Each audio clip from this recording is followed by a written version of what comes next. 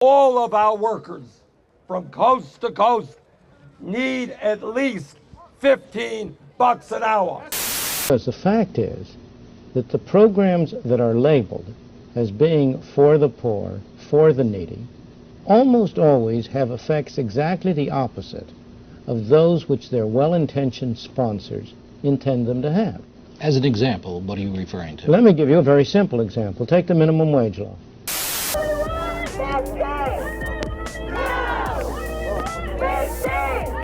The $15 an hour federal minimum wage idea has been debated in the United States for several years now. Workers have gone on strike for the so-called fight for 15, and socialists like Bernie Sanders are trying to make it law. They believe that the $15 an hour minimum wage is both a moral and economic issue, and that $15 an hour is the minimum acceptable salary for any job. They are calling it a quote livable wage, and think that this is the way to push people out of poverty. Somehow, they also think that raising the minimum wage will reduce unemployment, though how they got to that conclusion is anyone's guess. The truth is that basic economic theory and facts tell us the exact opposite. Putting a minimum wage is a price floor in the labor market, and this creates excess supply of workers and lowers the demand for workers. So while more people would be willing to work, less would be willing to hire. Therefore, more unemployment is created.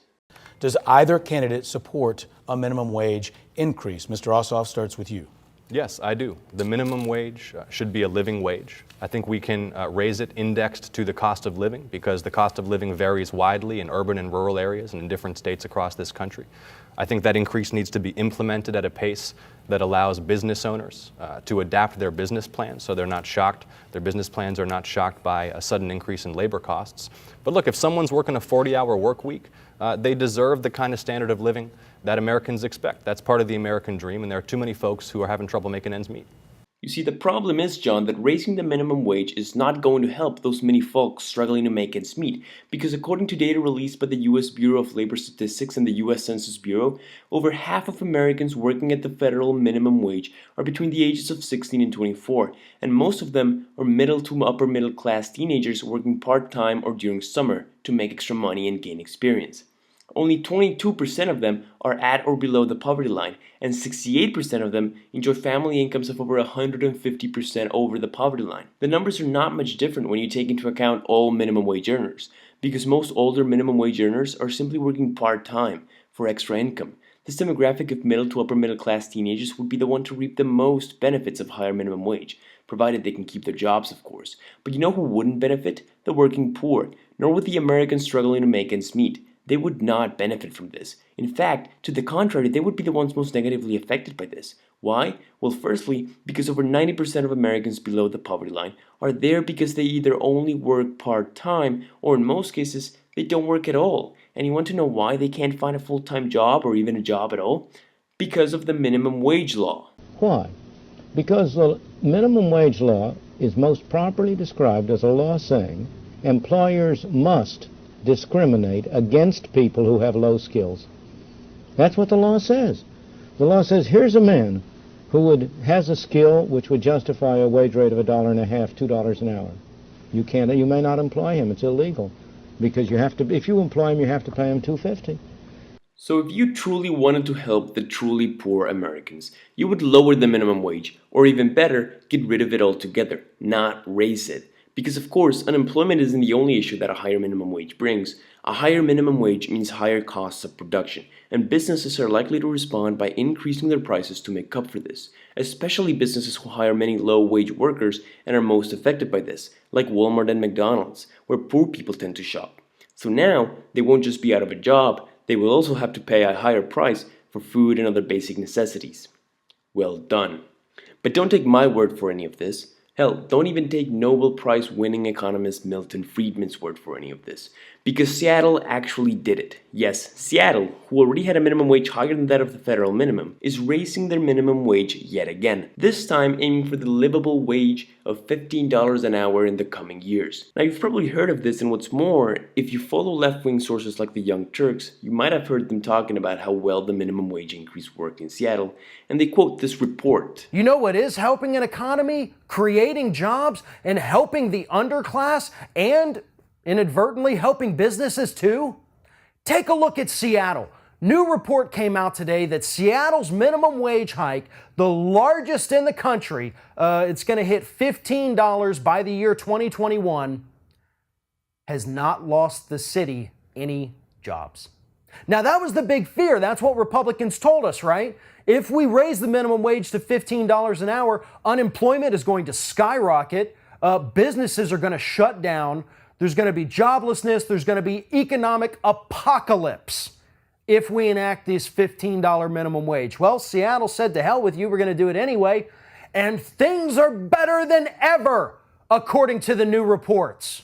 Now, unfortunately, Mr. Belland over here forgot to actually name the report he was talking about, and the Young Turks didn't even include a single source in their video description. But worry not, because David Pacman is here to help. We have a new study conducted by UC Berkeley. Now, I'm going to assume that the Young Turks are talking about the same study by UC Berkeley, given how David over here is about to spew out the same nonsense. They looked at Seattle's $15 minimum wage, and it worked really, really well. The study used the rest of Washington's economy as a sort of control to predict what would have happened in Seattle if they had not increased the minimum wage to $15. On January 1st of this year, the $15 minimum wage took effect, and now unemployment is lower than it's been in Seattle for nearly a decade.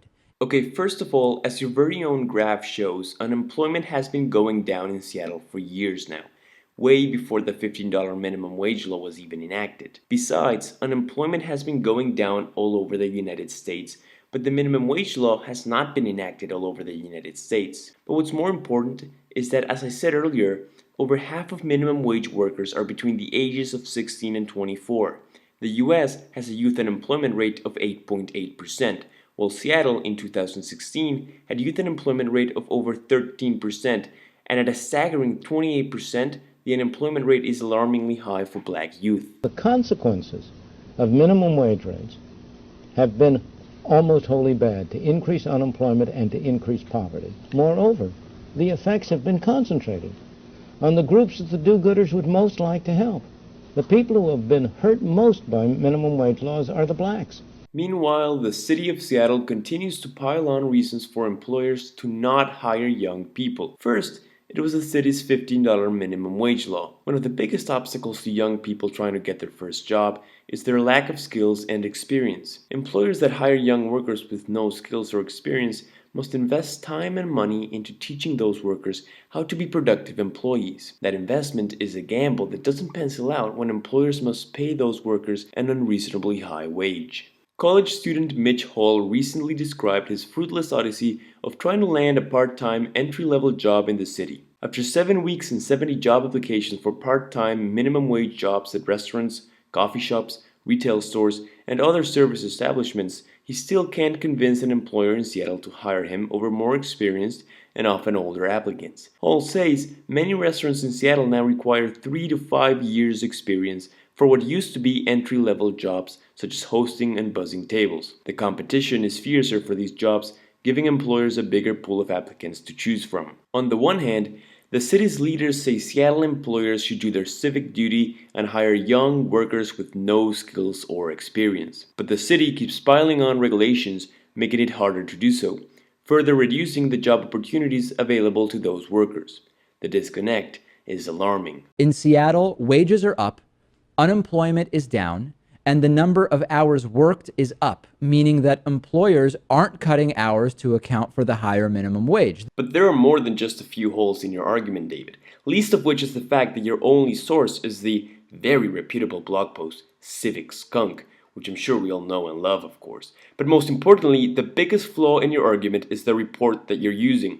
As it stands, the UC Berkeley study that you and other left-wingers are celebrating has little to no credibility and was deliberately made with the sole objective of putting into question the results by another much more credible study by the University of Washington.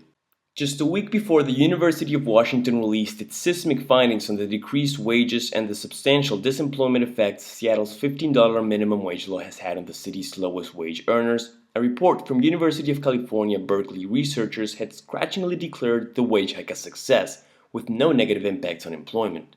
So what gives? It turns out the University of Washington researchers gave Seattle Mayor Ed Murray an early draft of their study, and the findings were not what he was hoping. So what's the mayor to do when the data doesn't provide the results he wants? He finds another study that will.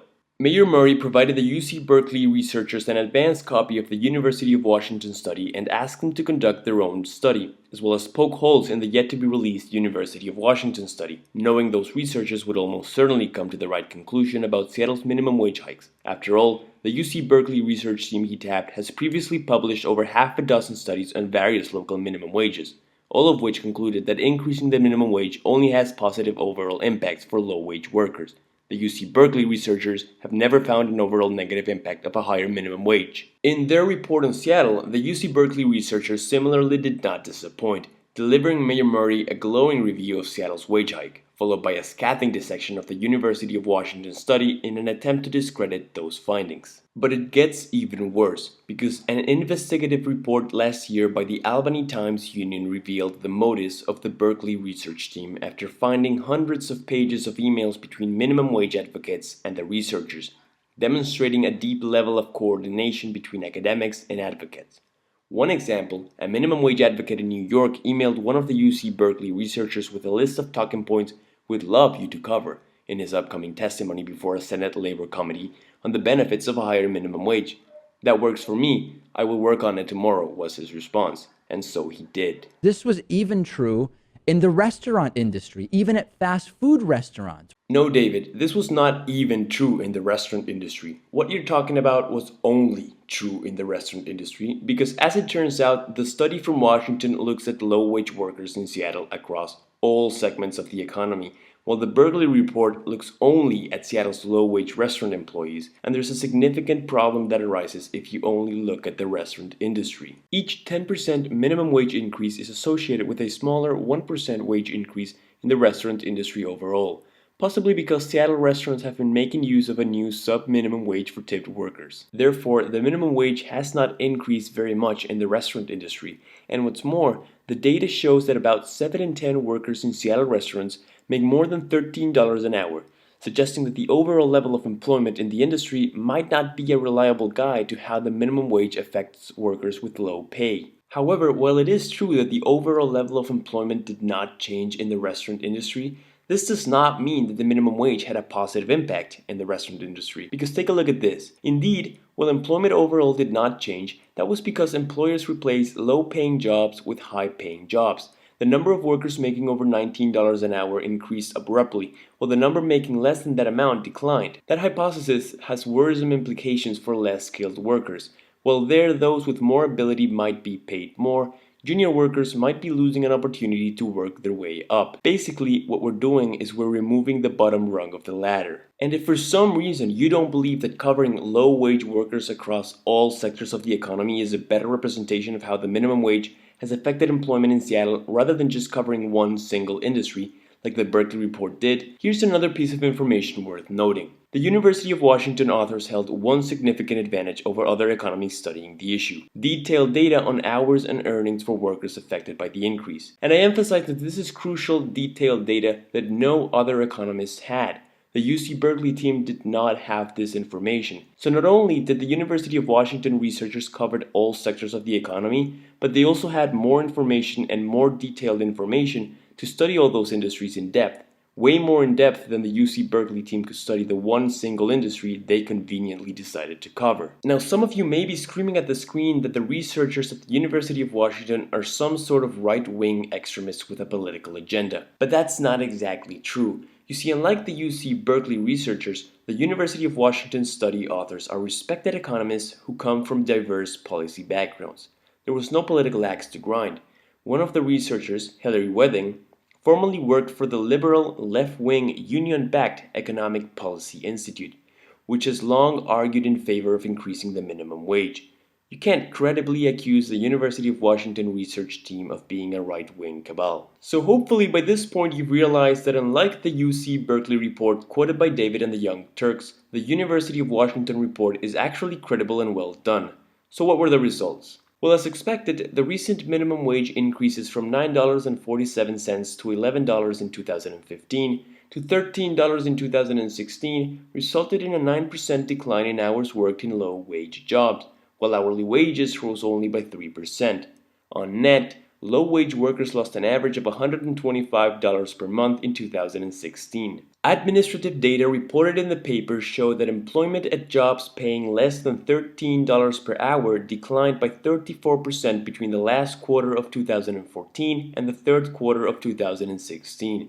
Over the same time period, hours worked for those earning under $13 an hour declined by 33%, while average wages for this group rose by 5%. All in all, Seattle's minimum wage hike shows $100 million a year in lost payroll for low-wage earners. The effects of the $15 an hour minimum wage in Seattle have been very significantly negative. Imagine if $15 an hour was the new federal minimum wage. Imagine the effects on cities and towns and states which don't have a booming economy like that of Seattle, or that don't have as many jobs to begin with. The effects there would be even more pronounced. A $15 an hour federal minimum wage wouldn't collapse the US economy.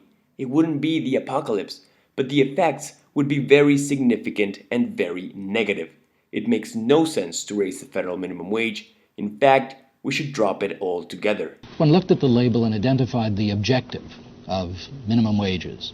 Are there no positive, legitimate objectives achieved by minimum wage? None whatsoever. In my opinion, there is absolutely no positive objective achieved by minimum wages. Its real purpose is to reduce competition for the trade unions and make it easier for them to maintain the wages of their privileged members higher than the others.